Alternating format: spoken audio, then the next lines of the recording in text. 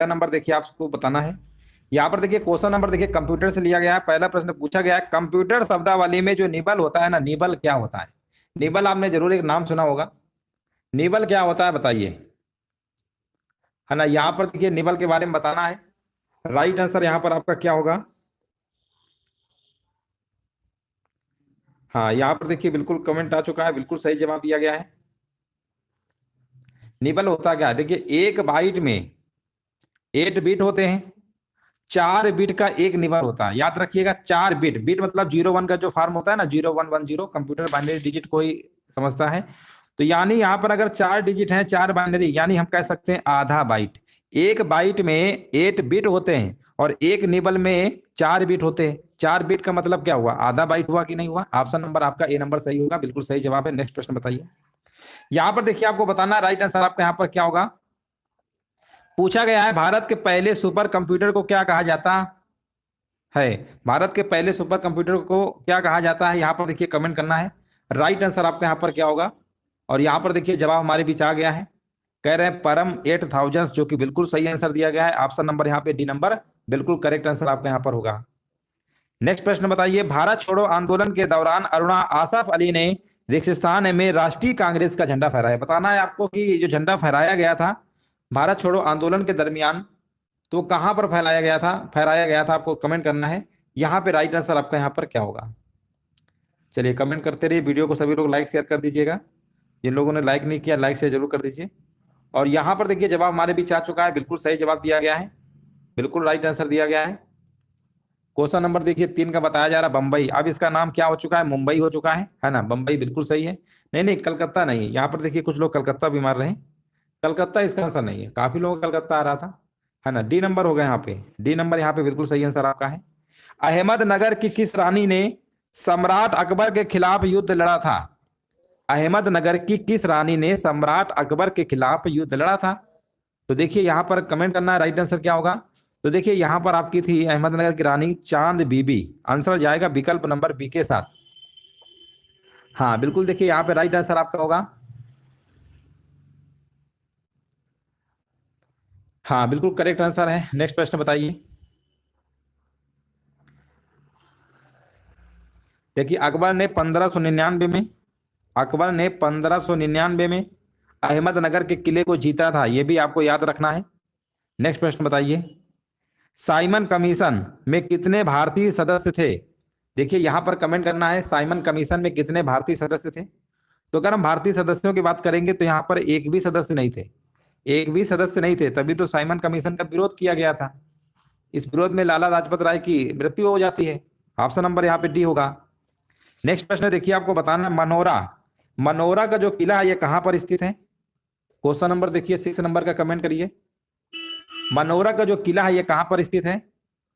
हाँ, ये मनोरा का जो किला है ये आपका तमिलनाडु राज्य में स्थित है, तमिलनाडु। 6 नंबर का यहाँ पर बी नंबर आपका बिल्कुल करेक्ट आंसर आपका यहाँ पर होगा। नेक्स्ट प्रश्न देखिए संविधान चैप्टर से लिया गया है और पूछा गया है भारत के संविधान का कौन सा अनुच्छेद राज्यपाल की नियुक्ति से संबंधित है? भारत में देखिए हर राज्यों में राज्यपाल होते हैं, है ना। एक राज्यपाल, दो तो राज्यों के राज्यपाल भी हो सकते हैं।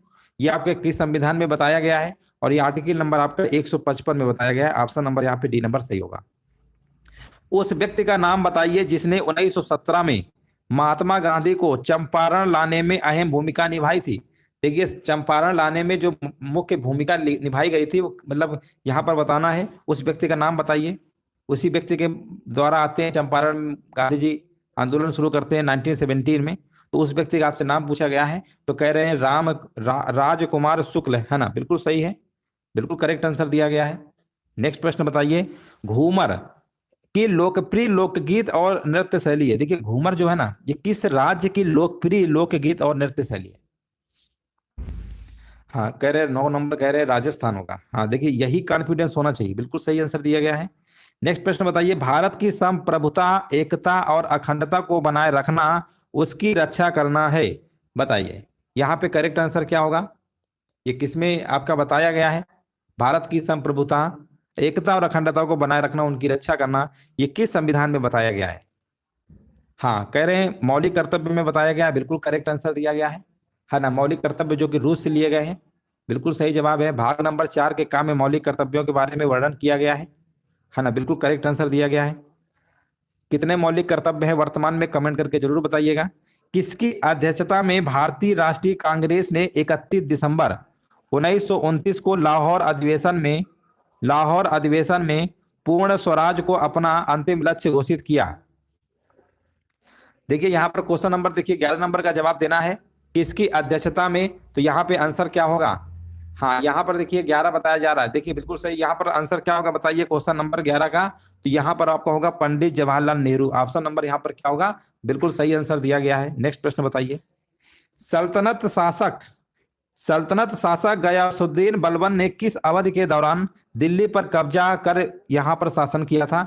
यानी कुल मिला के आपको बताना है कि जो बलबन ने दिल्ली पर कब्जा किया था उनका शासन बताना है कौन से टाइम पीरियड पे था। तो इनका जो बलबन का जो शासन था, याद रखिएगा 1266 से लेकर 1287 तक इनका रहता है। ऑप्शन नंबर यहाँ पे क्या होगा? सी नंबर बिल्कुल करेक्ट आंसर आपका यहाँ पर हो जाएगा। देखिए सब प्रश्न अभी रिसेंटली एग्जाम के पूछे हुए प्रश्न कवर कर रहे हैं, सब एग्जाम में कहीं ना कहीं पूछे गए हैं। नेक्स्ट प्रश्न है देखिए, हैदराबाद के चार मीनार का जो निर्माण है किसके द्वारा कराया गया था? हैदराबाद में जो आपका ये क्या कहते हैं चार मीनार है, हैदराबाद के चार मीनार, इसका निर्माण जो है किसके द्वारा कराया गया था? चलिए कमेंट करिए यहाँ पर आंसर क्या होगा।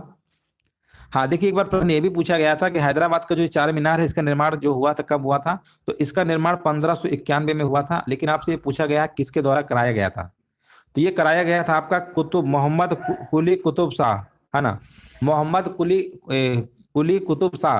हाँ देखिए बिल्कुल यहाँ पर आंसर सही दिया गया है।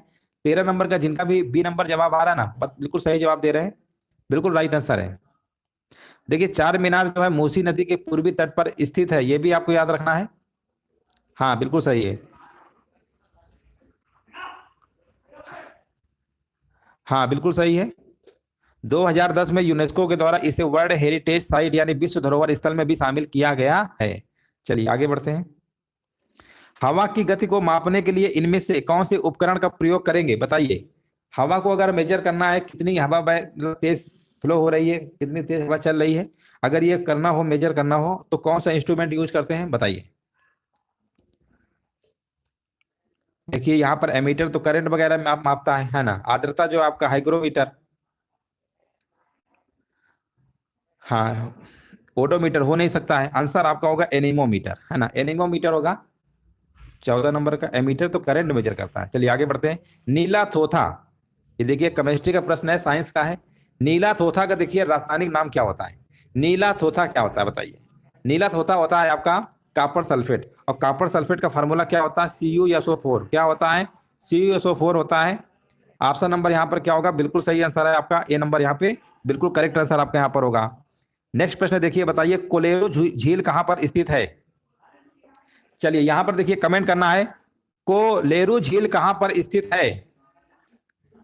देखिए यहां पर देखिए जवाब हमारे बीच आ गया है, कह रहे हैं आंध्र प्रदेश में स्थित है। बिल्कुल सही जवाब दिया गया है। जो आपका कोलेरू झील है ये कहां पर स्थित है? आंध्र प्रदेश में स्थित है। नेक्स्ट प्रश्न बताइए, राष्ट्रीय मानवाधिकार आयोग का अध्यक्ष यानी चेयरमैन कौन होता है? ये देखिए प्रश्न बहुत बार एग्जाम में पूछा गया है, राष्ट्रीय मानवाधिकार आयोग का अध्यक्ष जो है कौन होता है?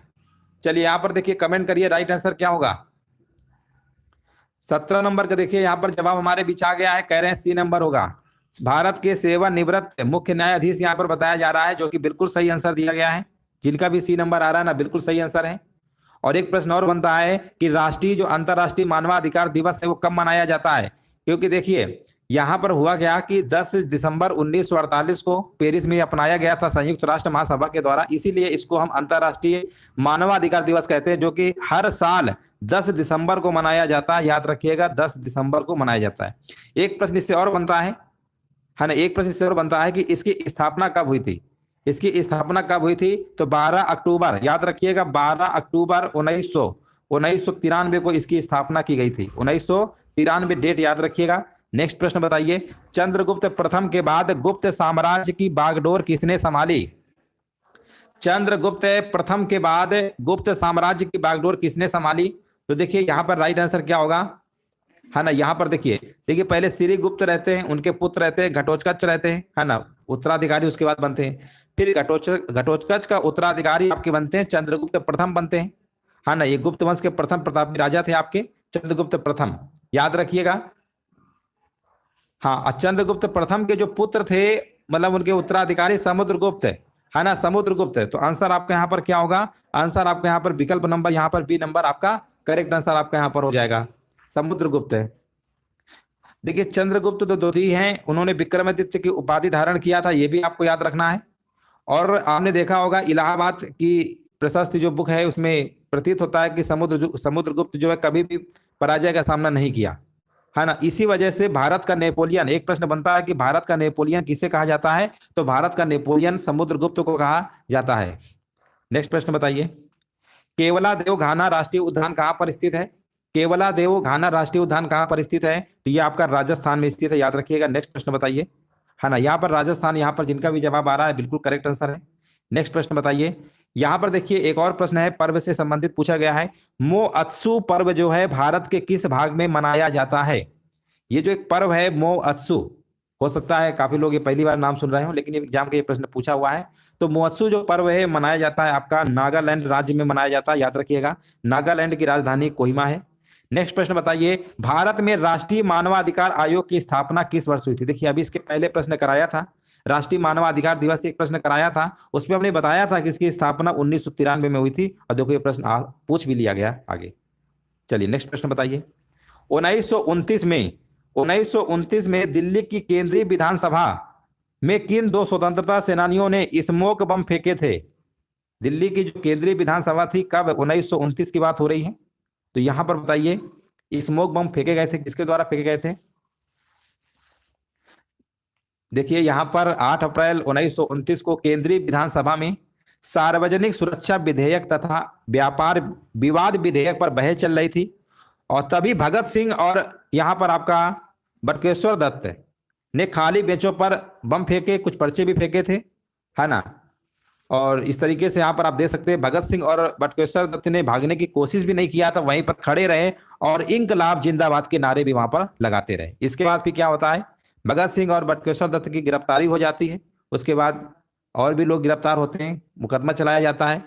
इसके बाद लाहौर षड्यंत्र केस में जितने भी काफी सारे क्रांतिकारियों को दोषी पाया जाता है, और उनमें से 3 जो क्रांतिकारी आपके थे, भगत सिंह, सुखदेव और राजगुरु, इनको 23 मार्च 1931 को फांसी आपकी दे दी जाती है। तो आंसर यहाँ पर आपका क्या होगा? विकल्प नंबर यहाँ पर क्या होगा? C number. सिर्फ आपको याद रखना था भगत सिंह और बटुकेश्वर दत्त। नेक्स्ट प्रश्न देखिए, बताइए खिलाफत जो आंदोलन है यहाँ पर बताना है इसकी शुरुआत कहाँ पर हुई थी?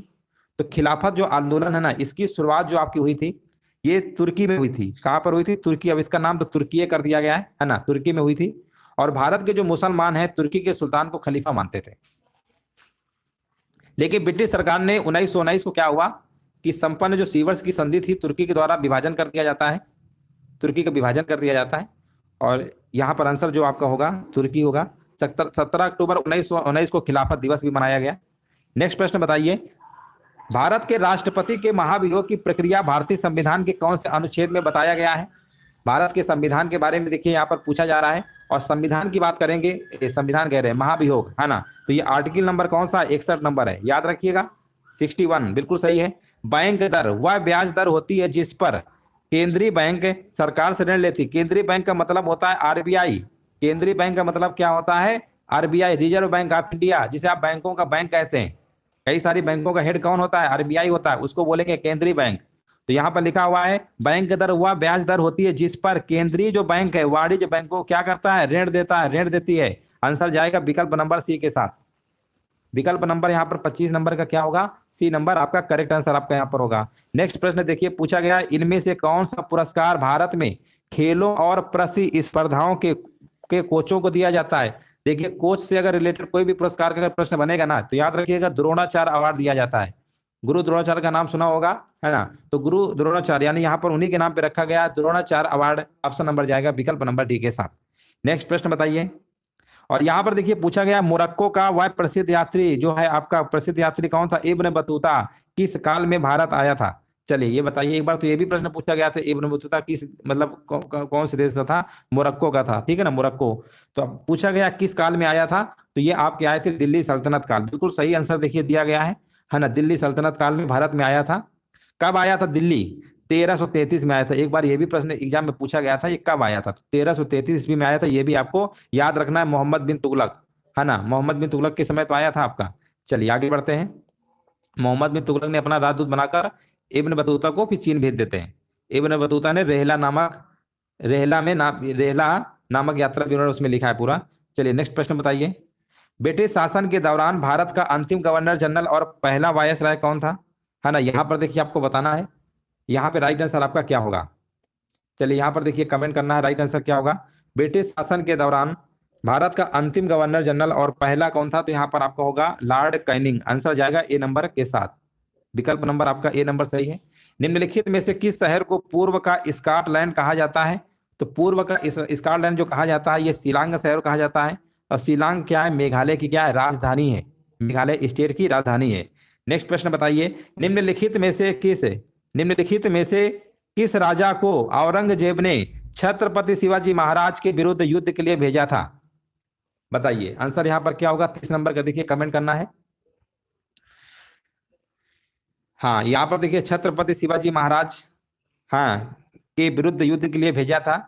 एक प्रश्न पूछा गया था कि छत्रपति शिवाजी ने सूरत को कब लूटा था? 1664 में सूरत को लूटा था। पुणे को भी लूटा था 1663 में। है ना, इससे क्रोधित होकर औरंगजेब ने जय सिंह, है ना, जय सिंह को भेजते हैं। राजा कौन थे आपके? जय सिंह को भेजते हैं। आंसर जाएगा विकल्प नंबर डी के साथ। और शिवाजी ने फिर बाद में पुरंदर के किला में समर्पण कर दिया। एक प्रश्न और आपका बनता है कि जो पुरंदर की जो संधि हुई थी, पुरंदर की संधि, है ना, जो आपकी पुरंदर की संधि हुई थी, ये प्रश्न बनता है, कई बार पूछा गया है। जो पुरंदर की जो संधि हुई थी कब हुई थी? 1665 में हुई थी। ये आपको याद रखना है। किसके किसके मध्य हुई थी? जय सिंह, राजा जय सिंह और शिवाजी के मध्य हुई थी। ये भी आपको याद रखना है, पुरंदर की संधि। इससे प्रश्न आपका बन जाता है। निम्नलिखित में से कौन सा स्थलीय ग्रह नहीं है? तो स्थलीय ग्रह की बात करेंगे तो देखिए शुक्र, पृथ्वी, मंगल है, अरुण आपका नहीं है। ऑप्शन नंबर यहाँ पर क्या होगा? डी नंबर आपका बिल्कुल करेक्ट आंसर आपका यहाँ पर हो जाएगा। चलिए नेक्स्ट प्रश्न बताइए। उड़ीसा के लिंगराज मंदिर का जो निर्माण है किस शैली में किया गया था?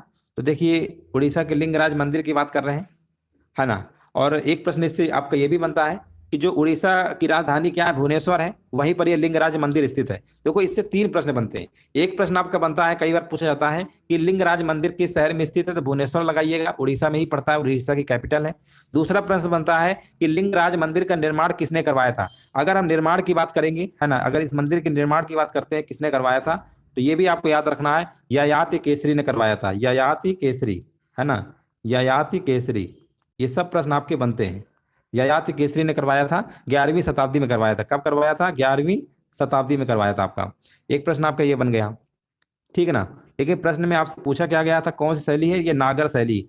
देखिए नागर शैली, उत्तर भारत में क्या था? नागर शैली। दक्षिण भारत में क्या थी? दक्षिण भारत में थी द्रविड़ शैली, है ना। दक्षिण दा से द्रविड़, और द्रविड़ शैली की वास्तुकला दक्षिण भारत में देखने को मिलेगी, और उत्तर भारत की बात करेंगे तो नागर शैली की। ये दोनों चीजें आपको अच्छे से याद रखना है। नेक्स्ट प्रश्न बताइए। हाँ, मध्य भारत में बेसर शैली है ना, मध्य भारत में कौन है? बेसर शैली है। चलिए इनमें से किसने भारत में विधवा पुनर्विवाह अधिनियम को पारित किया किया था? है ना, यहाँ पर देखिए बताना है। तो विधवा जो आपका ये पुनर्विवाह अधिनियम है, ये पारित किया गया था आपका लॉर्ड कैनिंग के द्वारा। आंसर जाएगा विकल्प नंबर आपका ए नंबर के साथ। नेक्स्ट प्रश्न देखिए, बताइए संयुक्त राष्ट्र के जो वर्तमान महासचिव हैं आपके एंटोनियो गुटरेस। एंटोनियो गुटरेस इस समय वर्तमान आपके महासचिव हैं संयुक्त राष्ट्र के। प्रश्न में पूछा गया किस देश से संबंधित है, यानी किस देश के हैं, आपको कमेंट करना है। 34 नंबर का जवाब यहाँ पर क्या होगा? तो कह रहे हैं 34 नंबर का पुर्तगाल, बिल्कुल सही आंसर दिया गया है।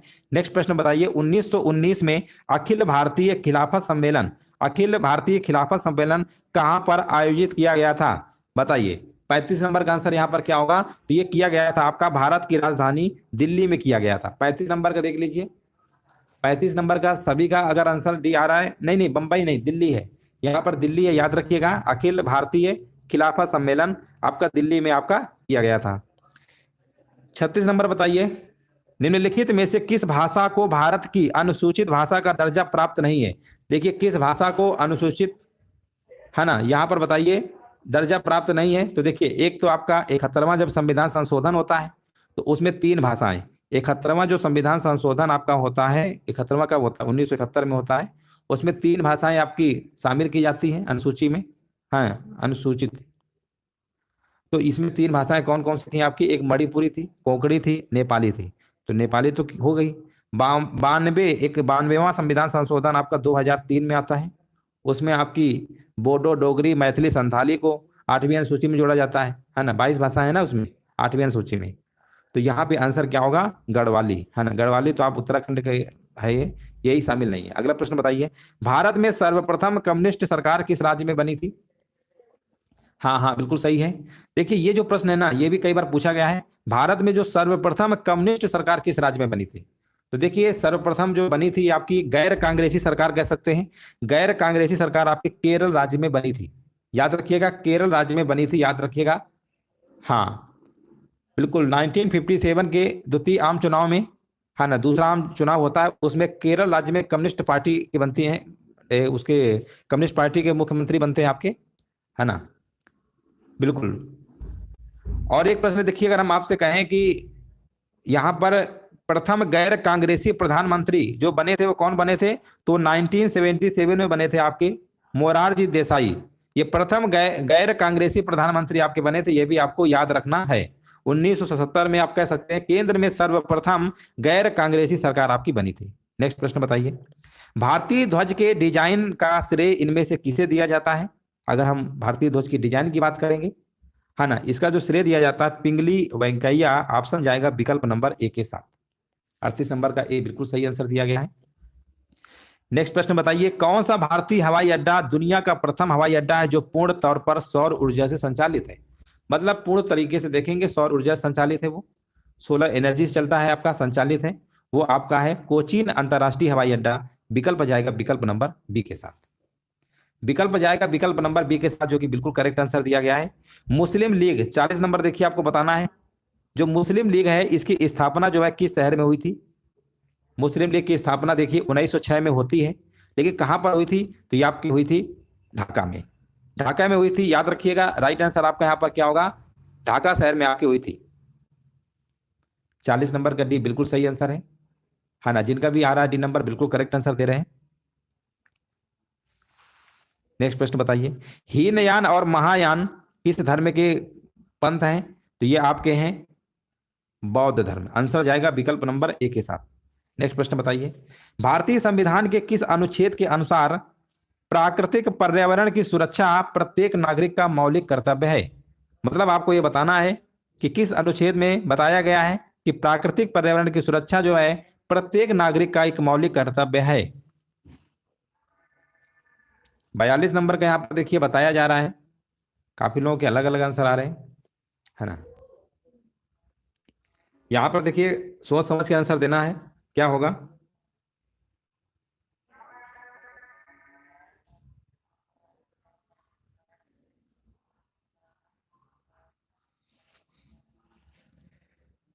चलिए कंफर्म करिए इसका आंसर क्या होगा, काफी लोगों का आंसर अलग अलग आ रहा है।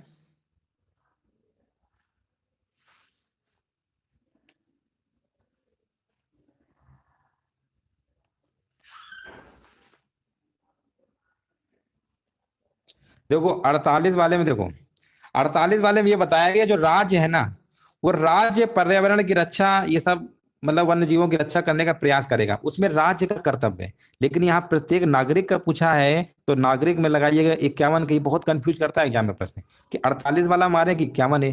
51 है मतलब आम आम आम आम आम नागरिक के लिए बताया गया है, लेकिन जो कुछ मतलब सरकार की भी तो दायित्व बनता है ना, वो भी तो रक्षा करे, तो वो 48 में है। और अगर नागरिक की बात करेंगे तो अनुच्छेद 51 का ए होगा, है ना, इस चीज को विशेष ध्यान रखिए, ए नहीं होगा।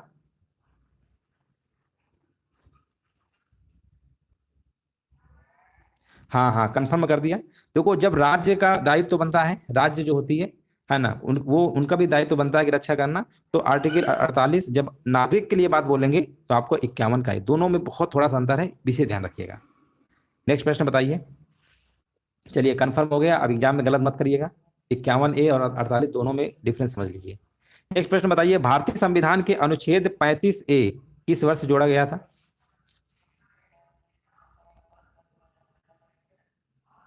हाँ 51, हाँ तो मौलिक कर्तव्य में ही तो बताया गया है ना, मौलिक कर्तव्य में ही बताया गया है।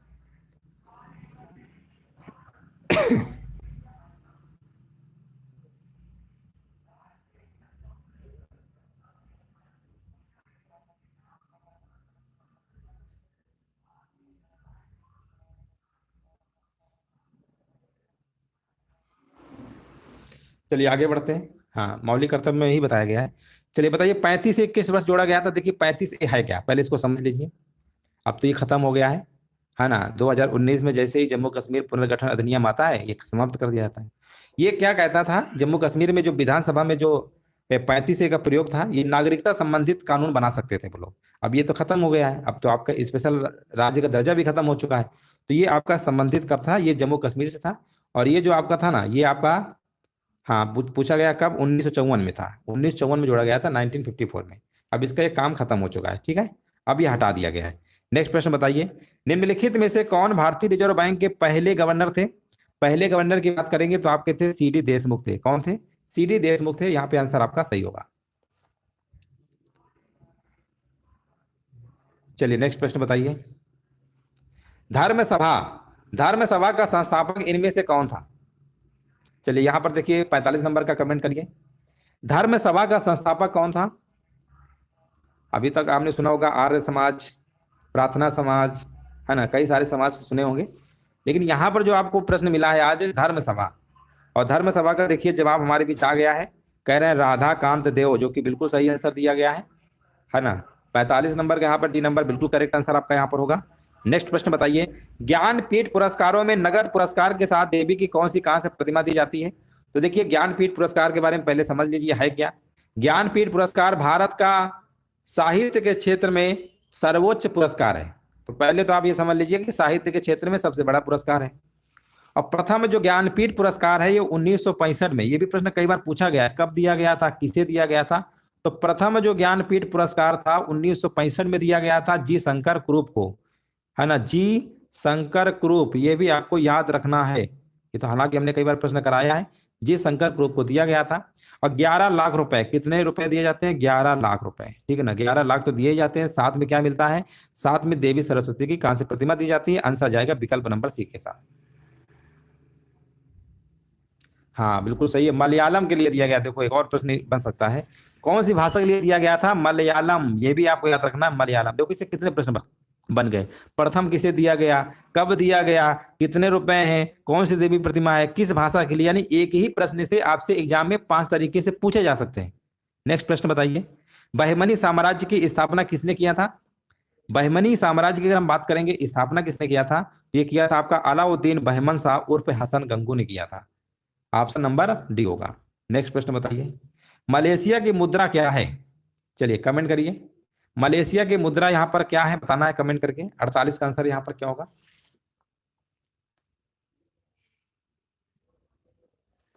पेसो नहीं है, रिंगित है। काफी लोगों का जवाब अलग अलग आ रहा है। 48 नंबर चेक कर लीजिए, सभी कह रहे हैं मलेशिया की मुद्रा, हाँ रिंगित है, रिंगित। एग्जाम के प्रश्न पूछा हुआ है। अगला प्रश्न बताइए, भारतीय संविधान के निम्न में से कौन से अनुच्छेद में मनी बिल को परिभाषित किया गया है। बताइए मनी बिल को किस अनुच्छेद में परिभाषित किया गया है। 49 का देखिए कमेंट करना है।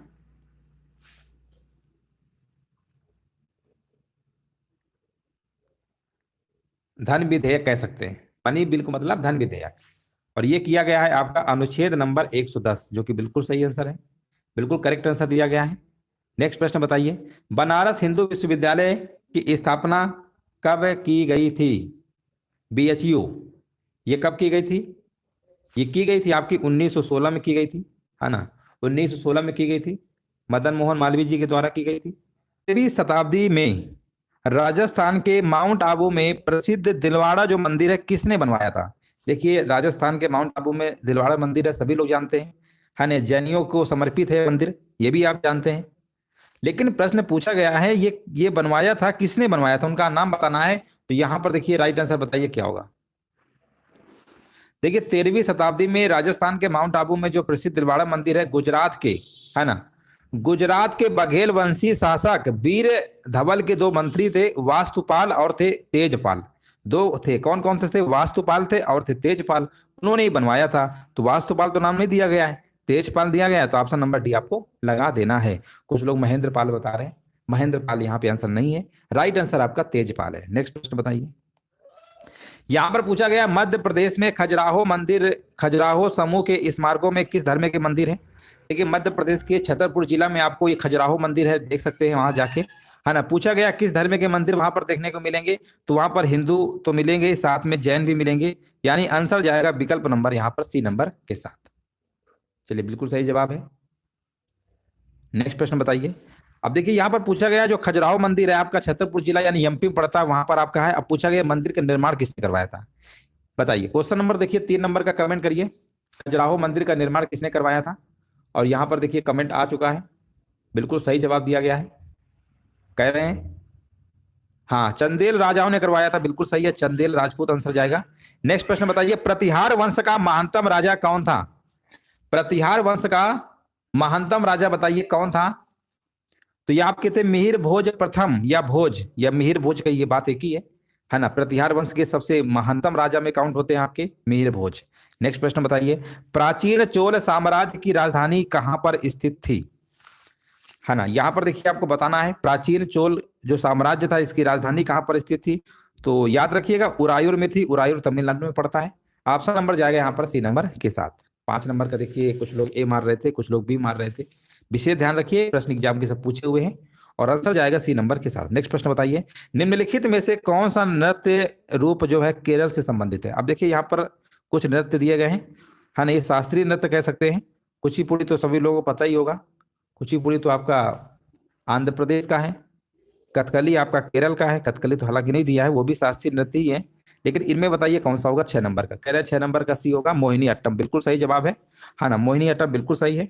कुछ आप दे सकते हैं, कुछ नृत्य दिए गए हैं, भरतनाट्यम तमिलनाडु का है, कथक उत्तर प्रदेश का है, कथकली केरल का है, कुचिपुड़ी आंध्र प्रदेश का है, उड़ीसी उड़ीसा का है, सतरिया असम का है, मणिपुरी मणिपुर का है, मोहिनी अट्टम केरल का है। चलिए नेक्स्ट प्रश्न बताइए, चोल वंश में ग्राम प्रशासन के बारे में किस शिलालेख में उल्लेख मिलता है। चलिए क्वेश्चन नंबर देखिए 7 नंबर का जवाब देना है।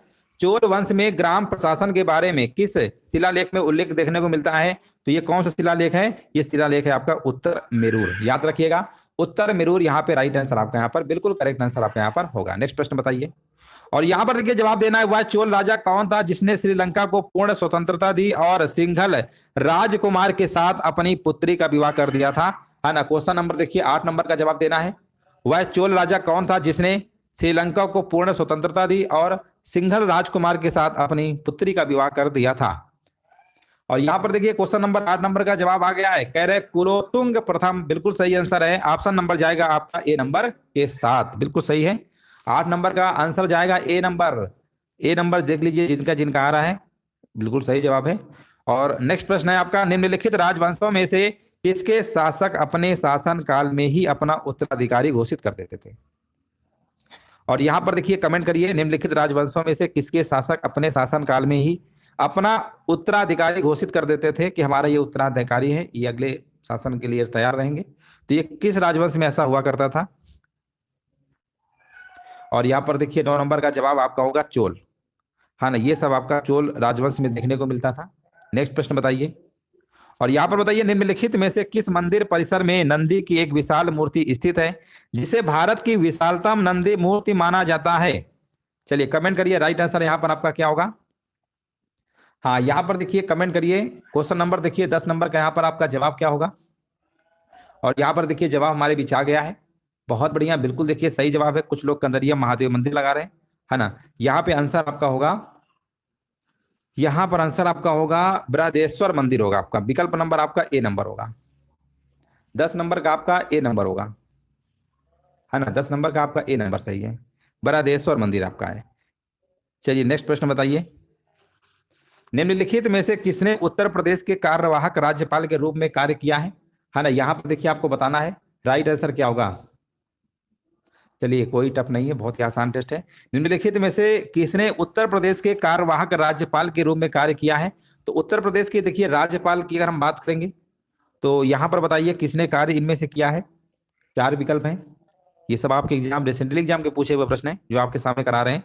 और ये आपके हैं बीबी मलिक, याद रखिएगा बीबी मलिक उत्तर प्रदेश के कार्यवाहक राज्यपाल के रूप में कार्य किया है। इनका जो कार्यकाल था 3 मार्च 1949 से लेकर, है ना, याद रखिएगा यहाँ लिख दे रहे हैं 3 मार्च 1949 से लेकर 1 मई, है ना, 1 मई 1949 तक था बीबी मलिक। आंसर होगा विकल्प नंबर बी के साथ। चलिए कोई बात नहीं, नेक्स्ट प्रश्न बताइए। उत्तर प्रदेश के किस शहर को भारत का सिराज कहा जाता है? बताइए, उत्तर प्रदेश के किस शहर को भारत का सिराज कहा जाता है? देखो उत्तर प्रदेश में अगर दो ही कार्यवाहक राज्यपाल रहे हैं अभी तक, एक बीबी मलिक थे, दूसरे शशिकांत वर्मा थे, ठीक है ना। शशिकांत वर्मा 1972 में सेवा दिया था कार्यवाहक के रूप में, सिर्फ दो ही थे आपके। चलिए यहाँ पर बताइए, भारत का सिराज किसे कहा जाता है? तो भारत का सिराज जौनपुर कहा जाता है, जो कि बिल्कुल करेक्ट आंसर दिया गया है। नेक्स्ट प्रश्न बताइए, संस्कृत के कवि और नाटककार कालिदास का उल्लेख हुआ है, कहाँ पे हुआ है? पुलकेशिन द्वितीय के आयोल अभिलेख में हुआ है, मिहिर भोज के ग्वालियर अभिलेख में हुआ है, कुमार गुप्त प्रथम के कर्मडंडा शिवलिंग अभिलेख में हुआ है, या चंद्रगुप्त द्वितीय के मथुरा स्तंभ लेख में हुआ है? क्वेश्चन नंबर देखिए 13 नंबर का जवाब देना है। और यहाँ पर देखिए जवाब क्या होगा, यहाँ पे आपका जवाब हो जाएगा पुलकेशिन द्वितीय के आयोल अभिलेख में, बिल्कुल करेक्ट आंसर है। नेक्स्ट प्रश्न बताइए, किस शासक से पराजित होने के बाद हुमायूं को 15 वर्षों के लिए निर्वासित होना पड़ा था? देखिए ये आपको बताना है ना। पहले तो देखिए 1530 से इनका 1540, इसके बाद 1555 में फिर वापसी करते हैं, 15 साल तक ये भटकते रहते हैं, निर्वासित होना पड़ा था। और क्वेश्चन नंबर 14 बताया जा रहा है शेरशाह सूरी, जो कि बिल्कुल सही आंसर है। हाँ बिल्कुल करेक्ट आंसर है। किसके कार्यकाल में 72 व्यापारी चीन भेजे गए थे? किसके कार्यकाल में 72 व्यापारी जो है चीन भेजे गए थे? 15 नंबर का देखिए आपको जवाब देना है। और ये भेजे गए थे आपके कुलोतुंग प्रथम, है ना। इसके कार्यकाल में, कुलोतुंग प्रथम के कार्यकाल में 72 व्यापारी जो है चीन भेजे गए थे। यहां पर देखिए नेक्स्ट प्रश्न बताइए, playing to win, playing to win निम्नलिखित में से किस खिलाड़ी की आत्मकथा है?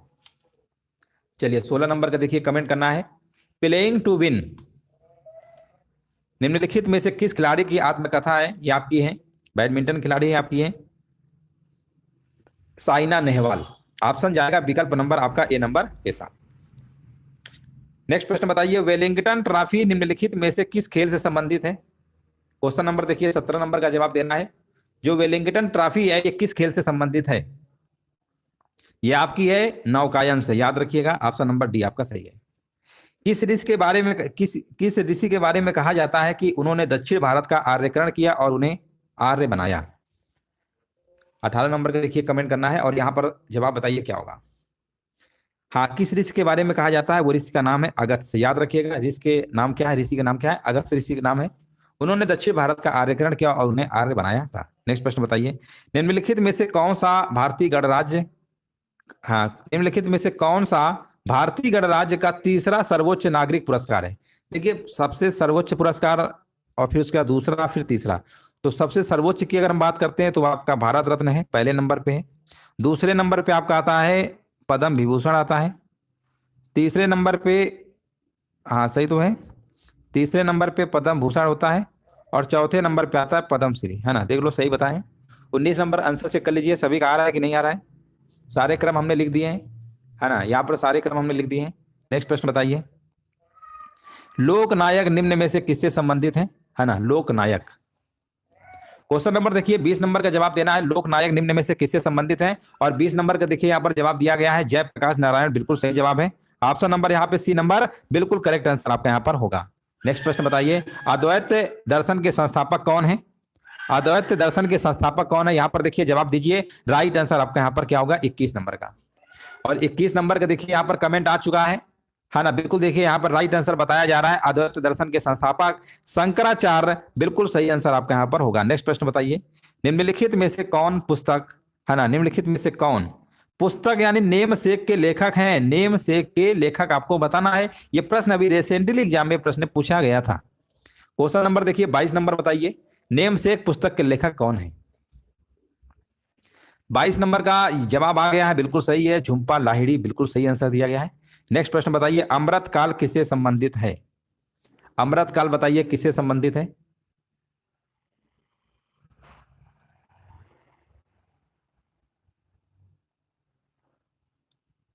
चलिए अमृत काल किससे संबंधित है?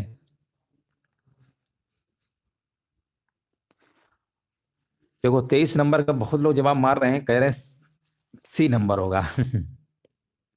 सी नंबर होगा, बताइए। अमृत काल की बात हो रही है और आपने नाम भी बहुत सुना होगा अमृत काल का, है ना, अमृत काल का नाम बहुत सुना होगा। देखो इसमें कुछ लोग की इच्छा है कि सर जी बी मार दीजिए, और कुछ लोग कह रहे हैं डी मार दीजिए, और कुछ लोग कह रहे हैं सी मार दीजिए। ए की तरफ कोई नहीं जा रहा है, तो इसका कहीं ना कहीं मतलब है कि ए ऑप्शन तो नहीं है।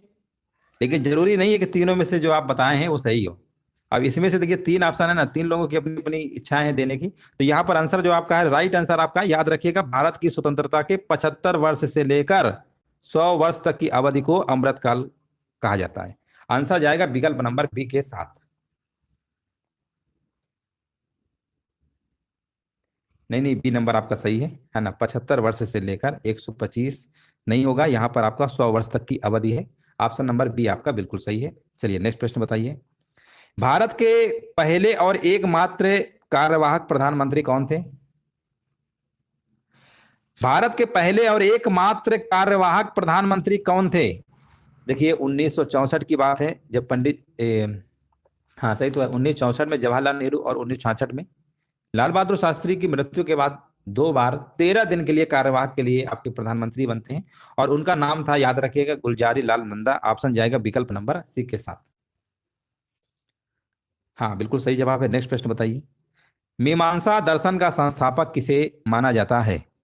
चलिए क्वेश्चन नंबर देखिए 25 का आंसर लॉक करिए, क्या होगा? मीमांसा दर्शन का संस्थापक किसे माना जाता है? और देखिए जवाब आ गया, यही कॉन्फिडेंस होना चाहिए, बिल्कुल सही जवाब है, ऑप्शन नंबर डी होगा। नेक्स्ट प्रश्न बताइए। पर्वतारोही लगभग, यहाँ पर रिक्त स्थान है, लिखा है मीटर से ऊपर की ऊंचाई को मृत्यु क्षेत्र कहते हैं। यानी मतलब पर्वतारोही जो है लगभग कितने मीटर की ऊंचाई के अगर ऊपर है तो उसको मानेंगे मृत्यु क्षेत्र है, खतरा है वहां पे, और ये है आपका 8000 मीटर, याद रखिएगा। ऑप्शन नंबर जाएगा आपका विकल्प नंबर ए के साथ। नेक्स्ट प्रश्न बताइए। हाँ अब देखिए 27 नंबर काफी अच्छा प्रश्न है, अभी एग्जाम का ये प्रश्न पूछा गया था रिसेंटली। भारतीय रिजर्व बैंक भारतीय रिजर्व बैंक के केंद्रीय निदेशक मंडल को, यहाँ पर रिक्त स्थान था, वर्ष की अवधि के लिए नियुक्त किया जाता है। यानी आपको बताना है कि जो आरबीआई के जो केंद्रीय निदेशक मंडल होते हैं उनको कितने वर्ष की अवधि के लिए नियुक्त किया जाता है। चलिए 27 नंबर का कमेंट करिए, और 27 का आंसर लग रहा था काफी लोगों का आंसर आएगा सी नंबर, और आ भी रहा है, जो कि गलत है, सी वाला ऑप्शन नहीं है ना। अब एक ऑप्शन आपको और दे रहे हैं, ये वाला ऑप्शन तो नहीं है। अब बताइए ए बी और डी में कौन सा सही होगा? 27 नंबर, और 27 नंबर का आपका आंसर यहाँ पर होगा 4। कितने वर्ष के लिए? 4 वर्ष के लिए। ए नहीं होगा, ऑप्शन नंबर बी है। नेक्स्ट प्रश्न बताइए। एलोरा मंदिरों का निर्माण किस शासक ने करवाया था? 28 नंबर बताइए। हाँ ये जो प्रश्न है बहुत बार कराया है, राष्ट्रकूटों ने करवाया था, है ना, आसान प्रश्न था। नेक्स्ट प्रश्न बताइए। एलोरा में जो गुफाएं हैं ना, ये आपके बताना है, एलोरा में जो गुफाएं हैं और शैलकृत मंदिर, ये किससे संबंधित हैं? 29 नंबर बताइए, राइट आंसर क्या होगा? 29 नंबर का यहाँ पर देखिए कमेंट आ चुका है, बहुत ही स्पीड से कमेंट दिया गया है, कह रहे हैं हिंदू, बौद्ध और जैन धर्म तीनों। बिल्कुल सही है, आल बिल्कुल सही जवाब है। नेक्स्ट प्रश्न बताइए। निम्नलिखित में से किस वर्ष में मोतीलाल नेहरू ने 8 अन्य कांग्रेस नेताओं के साथ भारत के लिए एक संविधान का मसौदा तैयार किया? बताइए किस वर्ष तैयार किया था? किस वर्ष तैयार किया था आपको बताना है, और ये तैयार किया था 1928 को। 1928 यहाँ पे बिल्कुल राइट आंसर है। नेक्स्ट प्रश्न बताइए। भारत के संविधान के यहाँ पर रिक्त स्थान है, पूछा गया संशोधन अधिनियम ने भारत में वस्तु एवं सेवा कर, जिसे आप जीएसटी कहते हैं, गुड सर्विस टैक्स कहते हैं, किस संशोधन के अधिनियम के द्वारा ये शुरुआत की गई, है ना? बताइए, और ये कब लागू हुआ था ये भी आपको कमेंट करना है। ऑप्शन हम आपको दे दे रहे हैं, 2017 में लागू हुआ था, कि 2018 में, कि 2016 में, कि 2015 में? 1 जुलाई 2017 बिल्कुल सही है ना। और ये कौन संविधान संशोधन था आपका? हाँ असम में बता रहे हैं, बिल्कुल देखिए बात सही है, 101वां, बिल्कुल देखिए रट गए। ये ऐसे ही पढ़ना है, कोई भी प्रश्न है ना, कितनी भी तरीके से अगर पूछे आप 2-3 तरीके से उसको अच्छे से याद कर लीजिए, ताकि एग्जाम में वो प्रश्न आए तो गलत होने के चांस ही ना हो। लिंगराज मंदिर कहाँ पर स्थित है, ये भी प्रश्न है, अगर आप लोग रेगुलर वीडियो देख रहे होंगे तो बहुत बार हमने बताया है। हमने ये भी बताया है कि उड़ीसा की राजधानी भुवनेश्वर में है। उड़ीसा की राजधानी कहाँ पर है? भुवनेश्वर में है। भुवनेश्वर चलो ऑप्शन दिया गया है, अगर भुवनेश्वर न दिया होता तो उड़ीसा राज्य मार देते। अब एक प्रश्न इसमें बनता है कि बनवाया किसने था, लिंगराज मंदिर को बनवाया किसने था, और कौन सी शताब्दी में बनवाया गया था? 11वीं शताब्दी में बनवाया गया था। और किसने बनवाया था ये बताइए? हाँ ययाति केसरी ने बनवाया था। बहुत बढ़िया, बिल्कुल सही जवाब है। नेक्स्ट प्रश्न बताइए। किस संग्रहालय में मूर्ति कला का सबसे बड़ा संग्रह है? किस संग्रहालय में मूर्ति कला का सबसे बड़ा संग्रह देखने को मिलता है? तो संग्रहालय आपका मथुरा संग्रहालय है, याद रखिएगा। ऑप्शन नंबर आपका ए नंबर सही है। निम्नलिखित में से कौन सी नदी पश्चिम बंगाल और सिक्किम दोनों राज्यों से होकर बहती है? बताइए। यहां पर देखिए जवाब देना है, राइट आंसर क्या होगा, कौन सी नदी पश्चिम बंगाल और सिक्किम दोनों राज्यों से होकर बहती है। और 34 नंबर का यहाँ पर कमेंट आ चुका है। काफी लोगों का जवाब आ रहा है, कह रहे हैं सर जी तीस्ता, तीस्ता एक नदी है ना, पश्चिम बंगाल और सिक्किम दोनों राज्यों से होकर बहती है।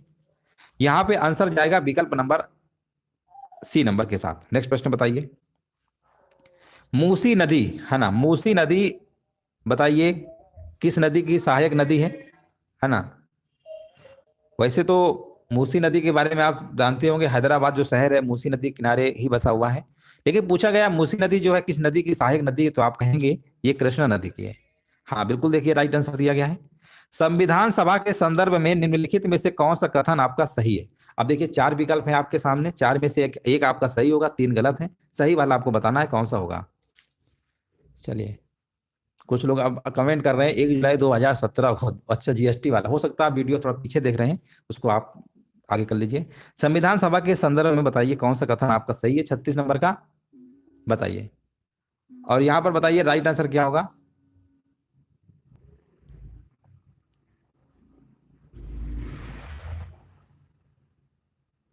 देखिए पहली बात तो राष्ट्रीय जो ध्वज है आपका वो अपनाया गया था 22 जुलाई 1947 को, यानी यहां पर जो ऑप्शन दिया है ना ये गलत है।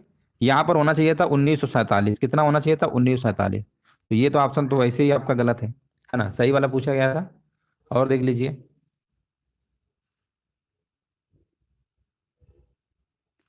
पहला वाला विकल्प सही तो लग रहा है ना, राष्ट्रगान 1985 में तो अपनाया गया था।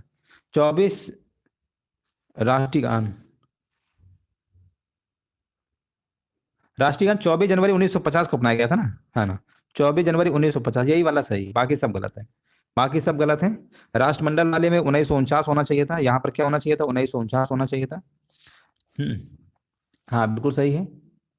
और राष्ट्रीय ध्वज तो आपको बता दी 1947 था। हाँ बिल्कुल सही है। वंदे मातरम जो है 1950 को अपनाया गया था ना, ये भी 1950 में अपनाया गया था। ऑप्शन नंबर पहला ही सही है, ऑप्शन नंबर पहला है। चलिए आगे बढ़ते हैं। अंकोर वाट का प्रसिद्ध विष्णु मंदिर कहाँ पर स्थित है, अंकोर वाट का। तो ये जो प्रसिद्ध मंदिर है ना ये आपका कहाँ पर है, कंबोडिया में, याद रखिएगा। नेक्स्ट प्रश्न बताइए, अथर्ववेद है ना, यहाँ पर बताइए अथर्ववेद खंडों का एक संग्रह है। अथर्ववेद कितने खंडों का एक संग्रह है ना, ये भी प्रश्न अभी रिसेंटली पूछा गया था, तो याद रखिएगा 20 खंडों का एक संग्रह है। 20 आंसर आपका सही है। नेक्स्ट प्रश्न बताइए, हिंदू उत्तराधिकार अधिनियम 1956 के अनुसार इनमें से किसके पास बिना वसीयतनामा के मरने वाली हिंदू महिला की संपत्ति पर पहला अधिकार है ना। हिंदू महिला की संपत्ति पर सबसे पहले किसका अधिकार होगा। ऑप्शन दिया गया है, उसके पति के कानूनी वारिस का, या उसके पति का, या उसके पिता के कानूनी वारिस का, या उसके माता पिता का। तो देखिए यहां पर हिंदू अगर उत्तराधिकार अधिनियम पढ़ेंगे तो सबसे पहले उसके पति का ही क्या होता है, अधिकार है। अगर मान लीजिए नहीं भी है तो उसके पति का अधिकार पहले होगा। 39 नंबर का जाएगा विकल्प नंबर बी के साथ। कुछ लोग बता रहे हैं उसके पति के कानूनी वारिस का नहीं, उसके पति का ही है।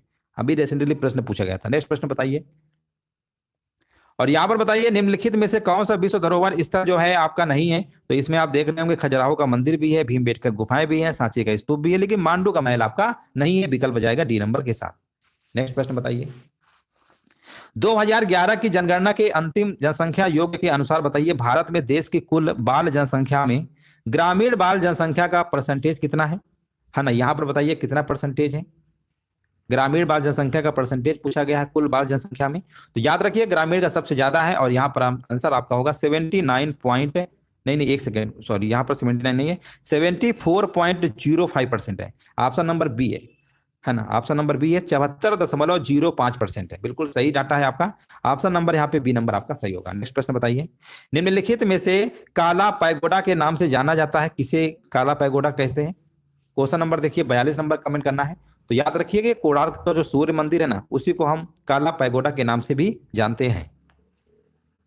चलिए नेक्स्ट प्रश्न बताइए, जनवरी 1931 में महात्मा गांधी के जेल से रिहा होने के बाद कांग्रेस नेताओं ने आगे की कार्यवाही की योजना बनाने के लिए जो बैठक किया था कहां पर किया था, कहां पर बैठक किया था बताइए 1931 में। और यहां पर बता रहे हैं इलाहाबाद में किया था ना, बिल्कुल सही जवाब है। ऑप्शन नंबर यहाँ पे बी नंबर होगा। हाँ नरसिंह वर्मन ने बनवाया था प्रथम ने, बिल्कुल सही है ना। मंदिर जो है कोणार्क सूर्य मंदिर, बिल्कुल सही बात है। अगला प्रश्न बताइए, भुवनेश्वर तथा पुरी के मंदिर किस शैली में निर्मित है ना। यहाँ पर देखिए आपको कमेंट करना है, भुवनेश्वर तथा पुरी के जो मंदिर है किस शैली में निर्मित है? याद रखिए कि आपकी नागर शैली में। कौन शैली है? नागर शैली है। 44 का ए नंबर। कुछ लोग द्रविड़ शैली मार रहे हैं। द्रविड़ शैली में आपके दक्षिण भारत के मंदिर हैं। उत्तर भारत के मंदिर आपके देखिए लिख दे रहे हैं यहाँ पे, कंफ्यूज मत हुई। उत्तर भारत, उत्तर भारत, दक्षिण भारत, दक्षिण भारत। अब कहेंगे इसका क्या करें? इसको लिख दो मध्य भारत। क्या लिखेंगे? मध्य भारत। लो अब याद रहेगा। मध्य भारत बेसर शैली, 10 से दक्षिण, 10 से द्रविड़। ये तो ऐसे याद रख सकते हो, दक्षिण भारत में द्रविड़ शैली, उत्तर भारत में नागर शैली। चलिए आगे बढ़ते हैं। Poverty and un British rule in India पुस्तक के लेखक कौन है? यहाँ पर देखिए 45 नंबर आपके मतलब स्क्रीन पे दिख रहा होगा।